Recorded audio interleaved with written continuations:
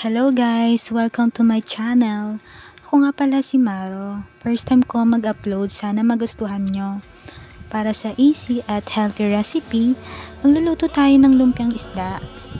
Ito nga ang mga ingredients. Kahit anong laman ng isda. Ang isda pala, pinaksiw ko na. Wrapper, kinchay, carrots, siling haba, sibuyas, bawang, paminta, magic sarap, itlog. Para sa pagpiprito, mantika. Tara, samahan nyo ako magluto.